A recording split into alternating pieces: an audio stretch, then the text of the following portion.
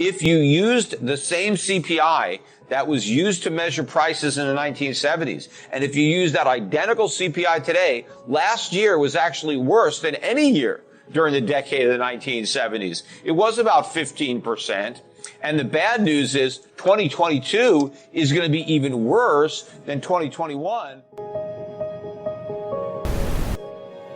So I've been preparing for this crisis for a long time. In fact, a lot of people were making fun of me because I've been preparing for so long, because they think that what I'm preparing for is never going to happen. Well, it's going to happen. You know, the problem is the Fed's been operating its monetary policy while looking in the rearview mirror because they keep creating inflation, right? Printing money, quantitative easing, whatever you want to call it, and they keep printing more and more money.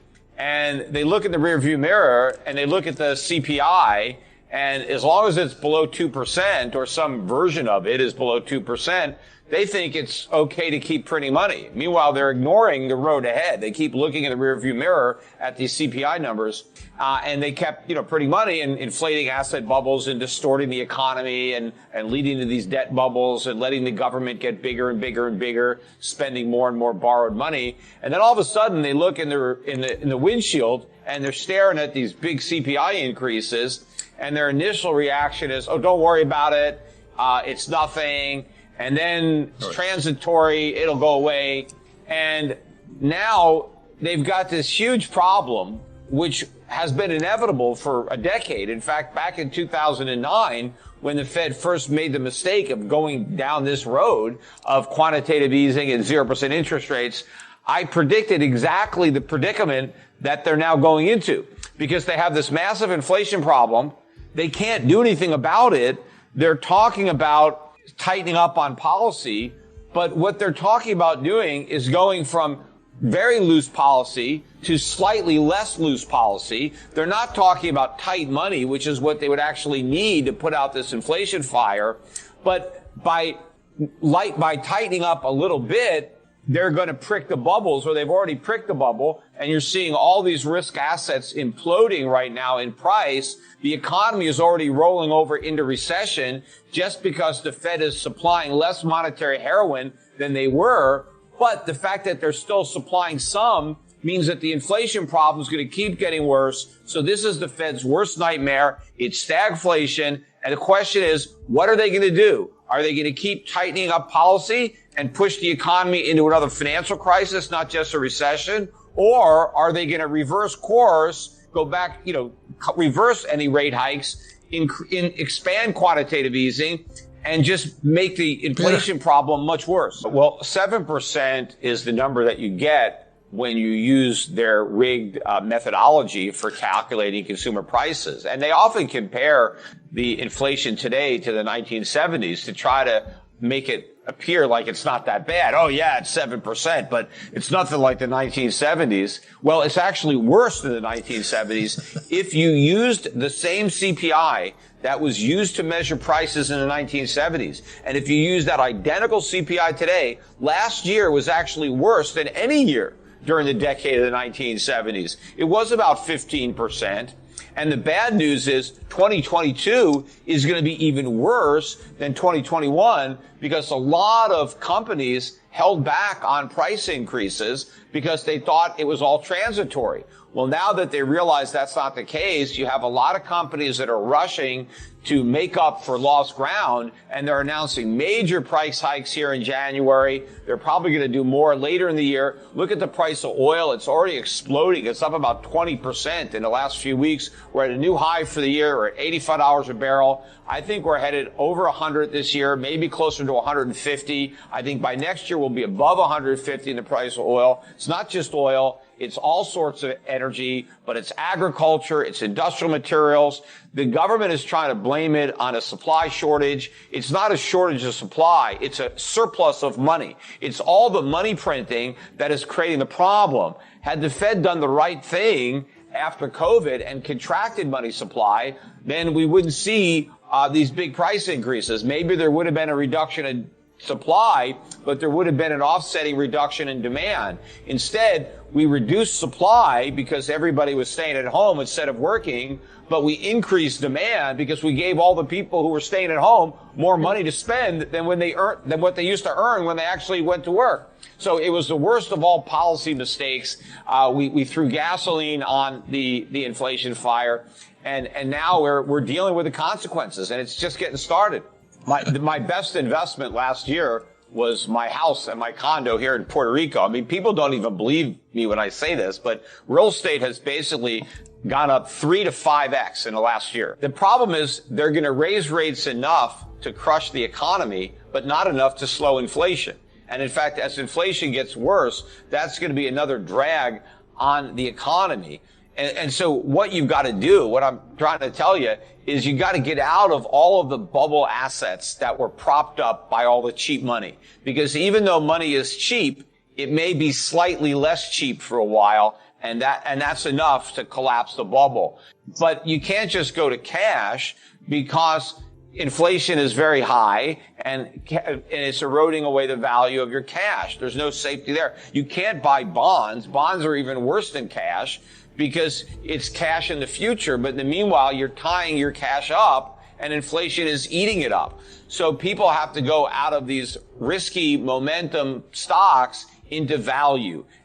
And what we're seeing is a massive shift out of U.S. growth stocks to international value stocks, stocks in Europe, stocks in Asia, basic businesses that have real earnings right now, that pay good dividends right now. That's where investors are hiding out. That's why you're seeing some of these stocks up 10, 20% on the year with no news, even as U.S. tech stocks are cratering and all the bubble stocks, including the cryptocurrencies. All that stuff is going down. You got to get into real assets. You got to get into value. You got to get out of paper. And you got to get out of U.S. paper in particular, because we've got the biggest inflation problem that we can't do anything about because we're so loaded up with debt. There's no way to fight inflation without collapsing the entire economy, because the whole economy is built on the foundation of these artificially low interest rates. But in order to fight inflation, you have to remove that foundation.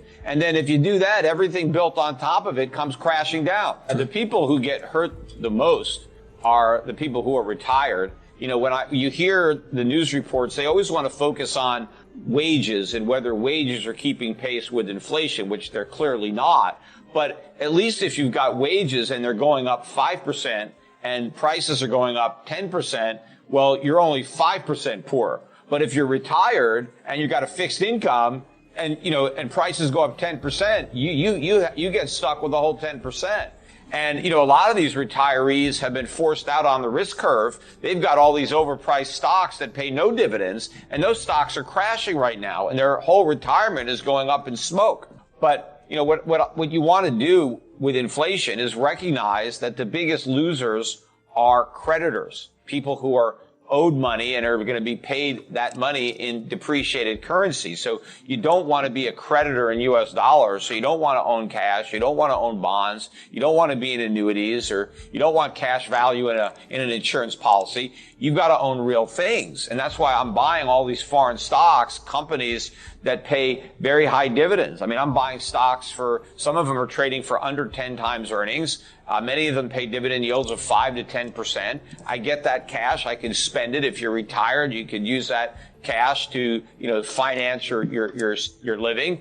And as the dollar goes down, the value of those dividends will go up. And of course, the companies that I own, they're all raising their prices now. So they're going to be able to raise their prices, so they're going to have higher earnings and they can pay me higher dividends. So those increasing dividends will keep pace with an increasing cost of living. But a lot of Americans who are in the U.S. stock market, they're collecting no dividends. They just have overpriced stocks that are falling. And if they have money in bonds, the low interest rates that they're earning are completely inadequate. They're being more than offset by inflation. If you're getting 2 or 3% interest and inflation is 7 or 10%, you're going backwards every year, and eventually you won't be able to afford to maintain your lifestyle, especially if you're retired. Correct. Well, bond prices fall. Bond prices are falling. Take a look at what's happening. But the problem is, not only are bond prices falling, but the currencies that they're denominated in are losing purchasing power. So you- you're just getting destroyed in bonds. Bonds are riskier than stocks right now. I mean, Yes. It's unfortunate because bonds are where you're supposed to go when you want to play it safe, because you're not taking the risk of the stock market. You're guaranteed to get your money back, because the person who you loan the money to is committed to paying you back, and you know what your return's going to be because you have a fixed interest. But the problem is anyone who buys bonds now in this environment is overpaying. The prices are inflated because of the Fed. So you're paying this ridiculously high price for an asset that barely throws off a yield.